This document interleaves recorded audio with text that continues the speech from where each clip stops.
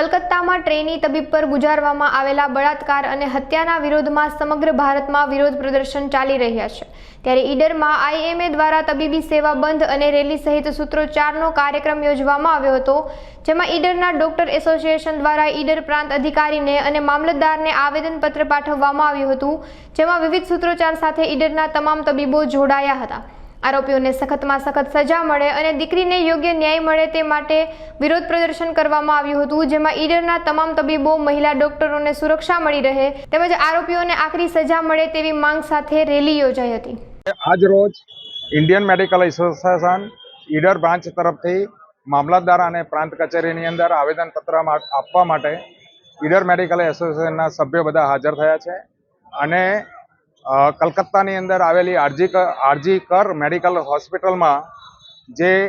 Resident doctor ઉપર કૃત્ય કરવામાં આવેલ છે અને એનો રેપ વિથ મર્ડર કરવામાં આવ્યું છે, એના અનુસંધાને ત્યાંની ગવર્મેન્ટે કોઈ યોગ્ય પગલાં લીધા નથી અને આરોપીઓનો હજી સુધી ધરપકડ કરવામાં આવી નથી જે લોકો એમાં ઇન્વોલ્વ છે। આ એકદમ ઘાતકી કૃત્ય છે અને એના Idar medical association, Idar branch અને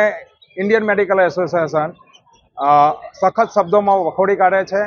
આ ટાઈપની કૃત્ય વારંવાર બનતા હોય છે, પણ ગવર્મેન્ટ કે લોકલ હોસ્પિટલ તરફથી આ પ્રકારના કોઈ યોગ્ય સિક્યુરિટીના પગલાં લેવામાં આવતા નથી। તો એના માટે કોઈ સ્પેશિયલ એક્ટ, એમેન્ડમેન્ટ એક્ટ લાવવામાં આવે અને ડૉક્ટર તથા સ્ટાફને સિક્યુરિટી પ્રોપર વેની પ્રોવાઈડ કરવામાં આવે એવી અમારી માગણી છે અને ભવિષ્યની અંદર આવું કોઈ પણ કૃત્ય થાય અથવા ન થાય એના માટેના તો પગલાં લેવા જ જોઈએ અને થાય તો ત્વરિત એનો નિર્ણય લઈ એની આરોપીઓની ધરપકડ કરી અને ફાસ્ટ ટ્રેક કોર્ટમાં ચલાવી અને એને ફાંસીની સજા થાય એવું અમારી માગણી છે। એકચ્યુઅલી ડૉક્ટરો માટે અને એમાં બી દીકરીઓ માટે હોસ્પિટલની અંદર યોગ્ય વ્યવસ્થા હોતી નથી। 24 કલાક, 36 કલાક, 48 કલાક, 72 કલાક રેસિડન્ટ ડૉક્ટરોના કામ કરવું પડે છે, ત્યારે એમને જમવાની, રહેવાની કોઈ વ્યવસ્થા હોતી નથી। તો એકચ્યુઅલી દરેક હોસ્પિટલની અંદર ગવર્મેન્ટ તરફથી એવી કોઈ વ્યવસ્થા કરવામાં આવે અને ટાઈમ્સના અવર્સ જે આપણા સર્વિસના કામ કલાકો છે એ યોગ્ય રીતે ગોઠવણી કરવામાં આવે એવી અમારી માગણી છે। આ જે હત્યા, રેપ વિથ મર્ડરનો જે કેસ થયેલો છે એની અંદર ત્વરિત પગલાં લે ગવર્મેન્ટ એવી અમારી માગણી છે। જો અમે આજે ગવર્મેન્ટને જણાવવા માટે